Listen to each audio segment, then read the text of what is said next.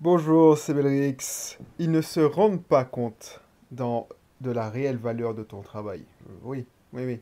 Ils ne se rendent pas compte de la réelle valeur de ton travail. Voilà.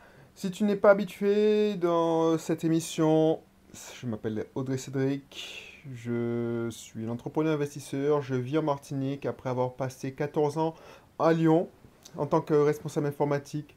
Maintenant, je suis libre financièrement, dirigeant de plusieurs sociétés et je fais beaucoup d'immobilier, parce que c'est grâce en partie à mes business et en l'autre partie à mes investissements immobiliers locatifs que j'ai pu réussir à devenir libre financièrement. Donc voilà. Cette émission, c'est pour toi. Si tu commences à désespérer, tu te dis mais merde quoi. Les mecs, ils ne se rendent pas compte de ce que je leur apporte. Les clients, ils me sous-payent, ils me saoulent, ils me sous-payent et ils ne voient pas la réelle valeur de mon travail. Ils ne voient pas ce que je peux leur apporter. Comment j'aurais changé leur vie s'ils collaboraient avec moi. Donc si tu ressens ça, écoute, mais avant, si tu n'es pas encore fait, inscris-toi dans un de mes clubs. Le club IMO, on parle d'immobilier, c'est gratuit, t'inquiète. Et le club business, où on parle business. Voilà. Ils ne se rendent pas compte de la valeur réelle de ton travail. Chaque entrepreneur, chaque investisseur a été confronté à cette sensation, à ce sentiment un jour. Moi aussi, moi aussi. Quand tu sens que tu veux aider, que tu vois, tu as une vision pour une personne, comment cette personne a du potentiel, et parce qu'elle a un mauvais état d'esprit, elle dénigre ton travail, ben là, je te garantis, ben tu perds, j'ai envie de dire, la foi, en fait. C'est ça. Donc, comment tu peux lutter contre ça? Parce que le danger, c'est ça le danger, c'est que si tu fais pas gaffe, c'est que l'image qu'il projette sur toi, c'est celle que tu vas refléter. Tu vas finir par la croire, cette image de dénigrement. Mais c'est pas toi qu'ils dénigrent, c'est eux-mêmes. Pourquoi je te dis ça? Parce qu'en fait, ils se mentent à eux-mêmes.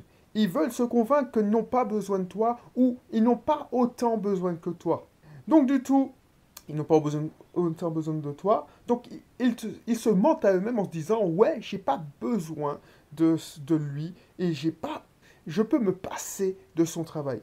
Du coup, ils essayent de déprécier ton travail. Ils essayent de minimiser l'impact de ton travail. Et ça peut arriver même quand tu es salarié, même quand tu es... voilà, c'est comme ça. C'est-à-dire que les gens qui réussissent, et je me souviens dans mon ancien boulot, ceux qui passaient pour des héros, c'est ceux qui faisaient leur propre marketing, qui attiraient l'attention. Et moi, j'ai vite compris ça. C'est-à-dire que quand je suis arrivé dans ce boulot, je venais d'être jeune diplômé, j'étais introverti. Je suis toujours d'ailleurs. Je pensais que c'est que tes compétences qui servaient et qui étaient récompensées.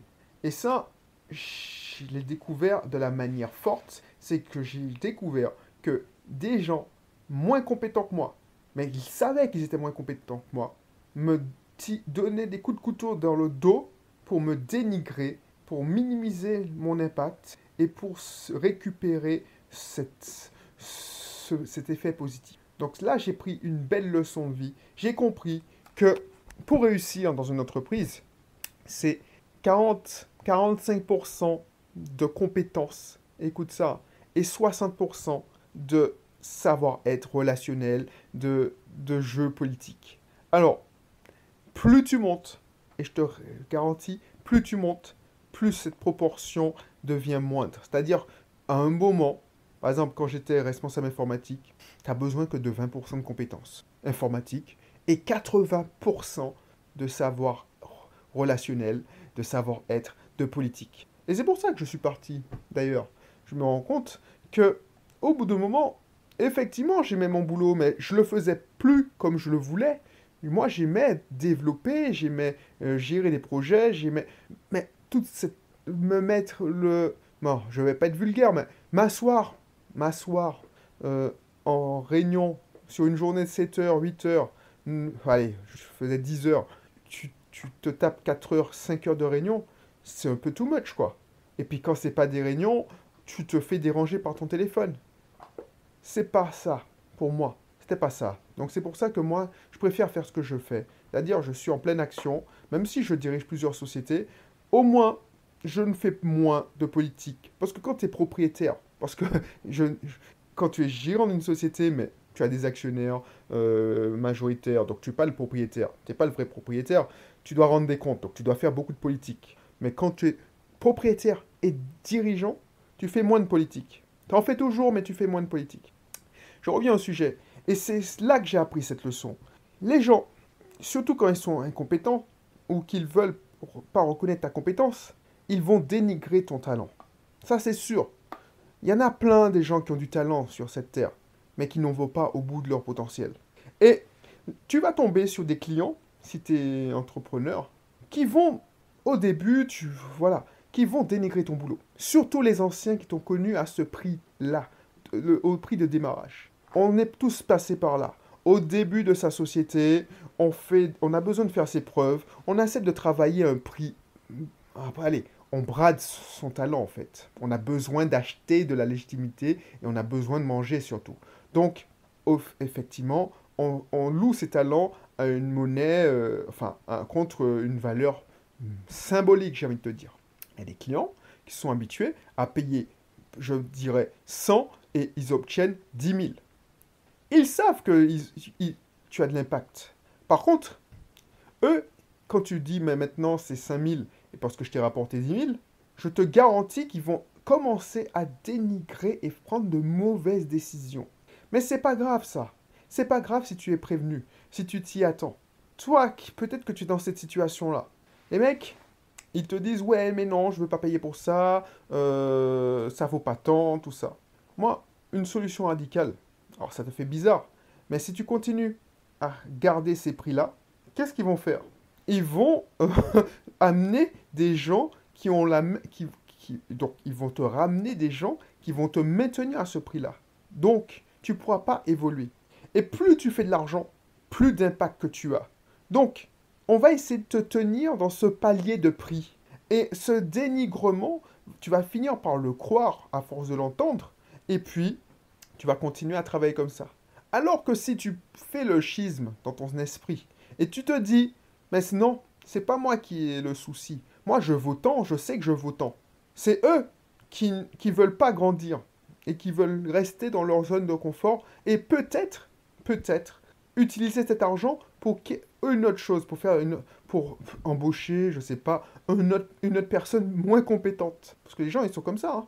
Ah ben, tu vas rester et tu vas pas croître. Et si tu ne crois pas, si tu n'es pas en croissance, tu es en décroissance. Donc tu es en déclin. C'est ça la différence. Donc c'est ça très dangereux des gens qui ne se rendent pas compte de la réelle valeur de ton travail. Et ça, tu le vois à toutes les échelles. Un salarié dont on entend parler, qui fait jamais remonter des merdes, et c'est là que je voulais en venir, et je suis passé sur autre chose, on va se dire, lui, son travail est super facile, c'est super, on n'entend pas parler de lui, et on va jamais dire, cette personne-là, elle ne me fait pas chier, finalement, c'est elle qui mérite l'augmentation. On va, non, c'est vrai en plus, et c'est ça qui est déprimant dans un boulot, on va privilégier la personne qui expose un problème, qui fait une scène théâtrale, oui, je vais résoudre les problèmes, je suis débordé, tout ça, et puis qui résout Deus ex machina, le travail, et encense le truc. Oui, je te garantis que c'est ça. Si tu es salarié, tu dois reconnaître quelqu'un qui fait du théâtre en plein boulot. À chaque fois qu'elle fait une petite action, cette personne, c'est comme si elle avait battu un record du monde. Et toi, peut-être que tu es introverti et tu fais ton job, tu résous tes problèmes en silence et ton patron, à l'heure des augmentations, il pense pas souvent à toi. C'est ça que j'avais compris et c'est ce que je voulais te dire. Si tu es dans cette situation-là, c'est ce que j'avais compris quand on m'a donné une bonne leçon de vie, on m'a poignardé dans le dos et j'ai compris que pour survivre dans cette boîte, et survivre dans toutes les boîtes en fait, il faut faire du marketing. Oui, il faut faire du marketing. C'est-à-dire que quand je lançais un projet, même quand j'étais chef de projet, même je n'étais même pas encore chef de projet, j'étais simple ingénieur de développement, j'envoyais des mails. Je faisais savoir à mon N+1 que je le mettais en copie. Je sais qu'il lisait pas. Et encore, voilà. je faisais du marketing, je faisais du lobbying, je faisais tout pour justement attirer l'attention sur moi, mais surtout mes compétences. Et ça a payé ça. Quand j'avais des victoires, je le partageais. C'est ça. Et j'ai compris tout de suite que le sens du marketing. J'ai pas compris tout de suite le sens de la vente. Mais avec juste le marketing, c'est-à-dire attirer l'attention, tu peux faire pas mal de choses. N'attends pas sur les autres pour reconnaître ta réelle valeur. Si tu sais pas, tu connais pas ta réelle valeur, ben, les gens vont avoir tendance à minimiser ta valeur. C'est vrai aussi quand tu es businessman.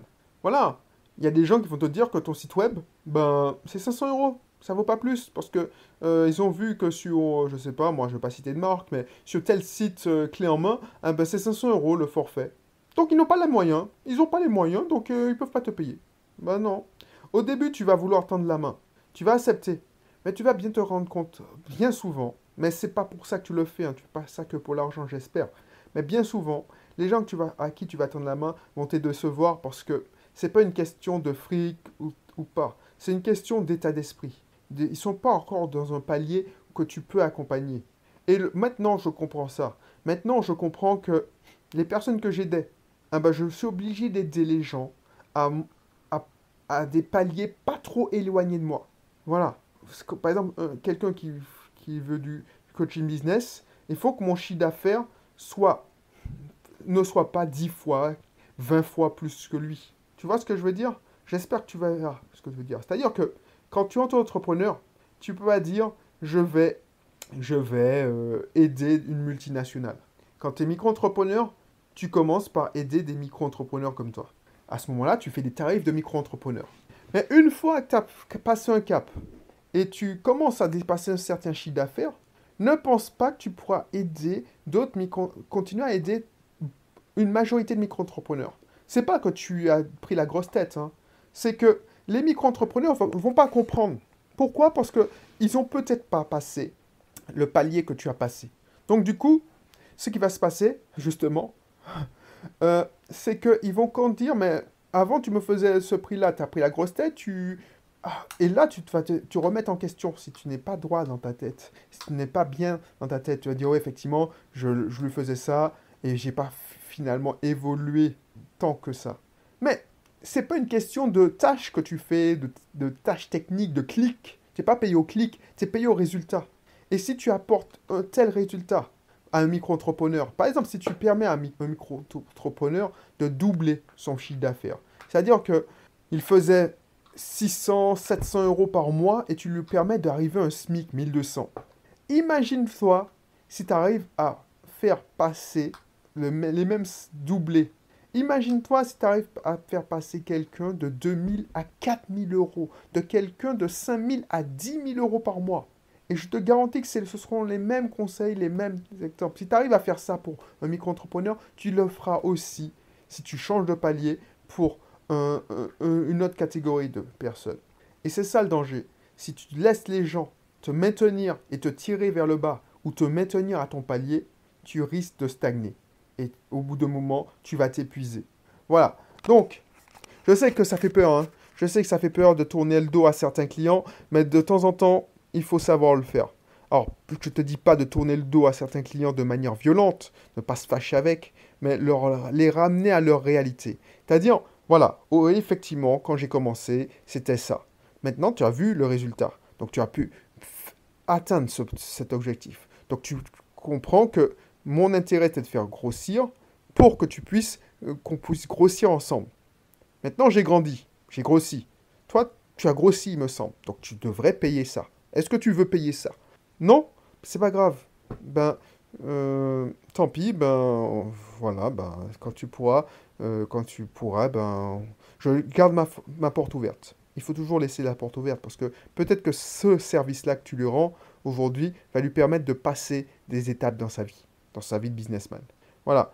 Mais la leçon qu'il faut retenir, c'est que s'ils ne se rendent pas compte de ton travail, de la réelle valeur de ton travail, ce n'est pas la peine. Change. Alors, je te dis pas de passer à la suite. Oui, passe à la suite. Passe à la suite sans te fâcher et en laissant la porte ouverte. Mais surtout, ce qu'il ne faut pas faire, c'est ne croire que ton travail vaut la valeur qu'il projette sur toi. Voilà. Donc, si t'es pas encore abonné, abonne-toi. Si t'as pas encore t'es pas encore inscrit dans le guide, ben, inscris-toi pour le guide. Et puis, on se retrouve pour une prochaine émission, un épisode. Allez, un prochain épisode. Bye bye.